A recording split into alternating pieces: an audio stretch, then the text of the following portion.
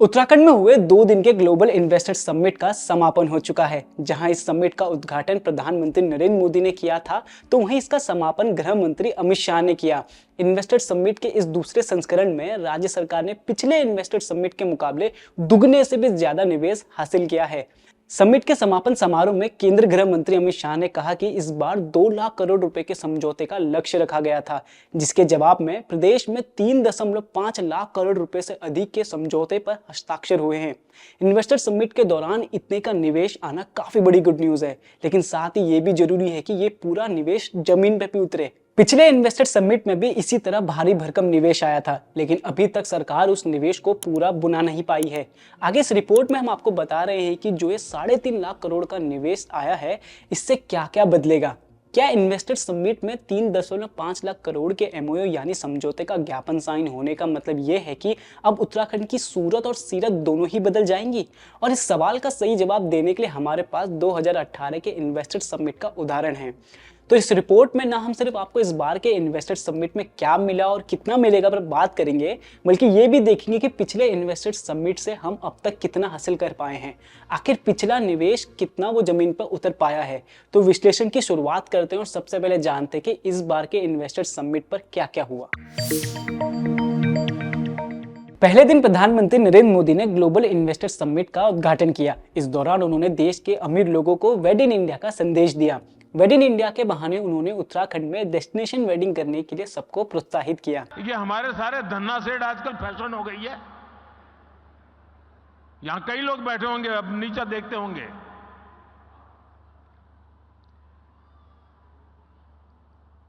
और मैं तो चाहूंगा आप कुछ इन्वेस्टमेंट कर पाओ न कर पाओ छोड़ो, हो सकता है सब लोग ना करें।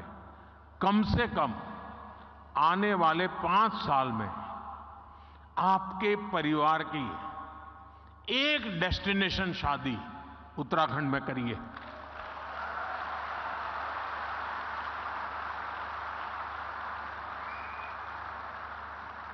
अगर एक साल में 5,000 भी शादियां यहां होने लग जाए ना, नया इंफ्रास्ट्रक्चर खड़ा हो जाएगा दुनिया के लिए।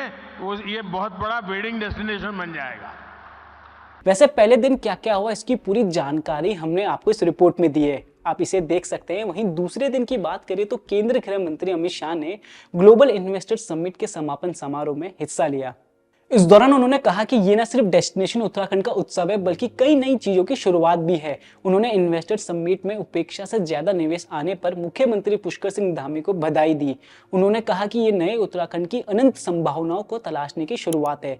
शाह ने कहा कि यह पूरी दुनिया के सामने एक मजबूत उदाहरण बनेगा कि कैसे उत्तराखंड को इको फ्रेंडली तरीके से उद्योग से जोड़ा जा सकता है। 3.5 लाख करोड़ के एमओयू के साथ नए उत्तराखंड की अनंत संभावनाओं को तराशने की शुरुआत। अब उत्तराखंड अपने राज्य की प्राकृतिक सौंदर्य को बिगाड़े बगैर इको फ्रेंडली तरीके से किस प्रकार से इस छोटे से राज्य को उद्योग जगत के साथ भी जोड़ा जा सकता है, इसका एक मजबूत उदाहरण समग्र विश्व के सामने बनेगा, इसका मुझे पूरा भरोसा है। इन्वेस्टर समिट के समापन के दौरान मुख्यमंत्री पुष्कर सिंह धामी ने कहा कि इस ग्लोबल इन्वेस्टर समिट के 3.5 लाख करोड़ के निवेश करार हुए हैं। 44,000 करोड़ की ग्राउंडिंग के कार्य प्रगति पे है। उन्होंने कहा कि पीएम मोदी के विजन के अनुरूप नया उत्तराखंड देश को ग्रोथ इंजन बनाने को तत्पर है। मुझे ये बताते हुए खुशी हो रही है कि इन्वेस्टर समिट द्वारा उत्तराखंड को लगभग 3.5 लाख करोड़ से भी अधिक के निवेशकों के प्रस्ताव हमको प्राप्त हुए हैं, और भी हमारे पास आगे के भी प्रस्ताव हैं, जिनमें से लगभग 44,000 करोड़ रुपए के निवेश प्रस्तावों की ग्राउंडिंग का कार्य प्रगति पर है। जिस तरह मुख्यमंत्री पुष्कर सिंह धामी ने बताया है कि निवेश करार फलीभूत होने शुरू हो गए हैं। हालांकि 3.5 लाख करोड़ के करारों में 44,000 करोड़ का आंकड़ा अभी काफी छोटा है। जरूरी यह है कि अगर पूरा 3.5 लाख करोड़ का निवेश जमीन पर भी ना उतरे, तो इसका 75 से 80% भी अगर उत्तराखंड में फैक्ट्रियों और मैन्युफैक्चरिंग यूनिट्स का रूप लेती है, तो इससे उत्तराखंड की सूरत बदल जाएगी। हालांकि ये वही बात होगी जो पिछले इन्वेस्टर समिट के दौरान भी की गई थी। लेकिन क्या पिछले इन्वेस्टर समिट में उत्तराखंड की सूरत बदली है? हम आपको इस सवाल का जवाब तो देंगे ही, लेकिन उससे पहले जान लेते हैं कि समिट में जो निवेश करार हुआ है, अगर वो जमीन पर उतरता है तो उत्तराखंड और आम उत्तराखंडी के लिए क्या बदलेगा। उत्तराखंड के लिए क्या बदलेगा, इस सवाल का जवाब देने से पहले यह समझना जरूरी है कि उत्तराखंड की अर्थव्यवस्था यानी ग्रोथ किसके ऊपर निर्भर है। इस इन्वेस्टर समिट में उत्तराखंड सरकार ने 12 से ज्यादा सेक्टर को निवेश के लिए खोला था। इसमें टूरिज्म के साथ ही एनर्जी सेक्टर भी काफी अहम है। मुख्यमंत्री पुष्कर सिंह धामी उत्तराखंड को ऊर्जा क्षेत्र में आगे लेकर जाना चाहते हैं। यही वजह है कि इस क्षेत्र में इस बार काफी ज्यादा फोकस किया गया है।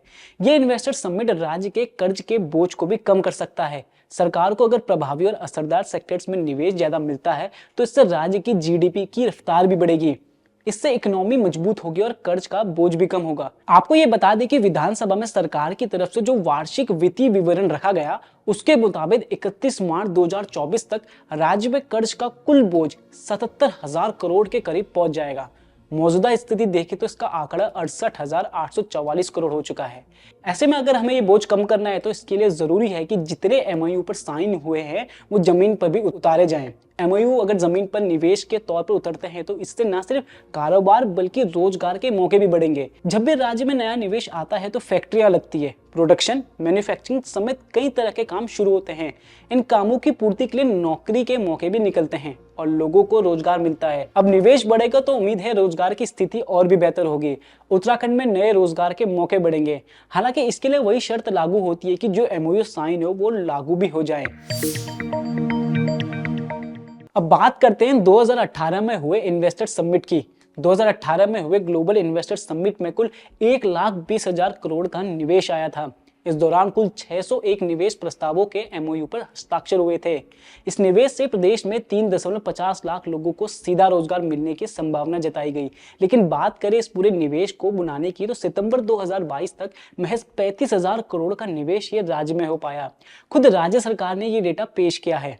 राज्य सरकार ने बताया कि उसने 2018 के इन्वेस्टर समिट में हुए निवेश को फॉलोअप किया और करीब 70 छोटी बड़ी कंपनियों ने उत्तराखंड में निवेश किया है। सरकार ने इससे उम्मीद जताई कि वो करीब 90,000 रोजगार उपलब्ध करा पाएगी। 1.20 लाख करोड़ के आंकड़े के सामने वैसे तो 35,000 करोड़ का आंकड़ा ज्यादा बड़ा नजर नहीं आता। हालांकि यहाँ हमें यह भी ध्यान रखना होगा कि 2018 में हुए 600 से ज्यादा एमओयू में कई ऐसे भी प्रपोजल थे जिनका निवेश लंबी अवधि में नजर आएगा। ऐसे में यह कहना गलत होगा कि 2018 का इन्वेस्टर समिट पूरी तरह से विफल रहा है। पिछला इन्वेस्टर समिट निवेश तो लाया है और आगे भी संभवतः लाता रहेगा, लेकिन 2018 के बाद अब 2023 में एक और इन्वेस्टर समिट किया गया है।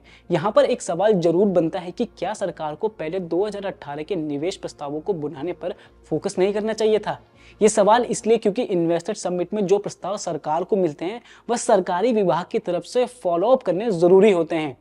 खैर, अब ये तो आने वाला समय ही बता पाएगा कि ये दशक उत्तराखंड का होता है या नहीं। लेकिन एक बात जो सरकारों और यहाँ निवेश करने वाली कंपनियों को समझना होगा कि उन्हें यहाँ कोई भी निवेश हो वो यहाँ की प्रकृति के हिसाब से ही करना होगा, क्योंकि थोड़ी सी भी लापरवाही यहाँ आपदा को निमंत्रण देने जैसी होगी, जिसका उदाहरण खुद 4 धाम ऑल वेदर रोड बनती जा रही है। अब वो कैसे जानने के लिए देखें हमारी ये रिपोर्ट। और अगर आपको हमारी ये रिपोर्ट पसंद आए तो रिपोर्ट को लाइक, शेयर और चैनल को सब्सक्राइब करना ना भूलें।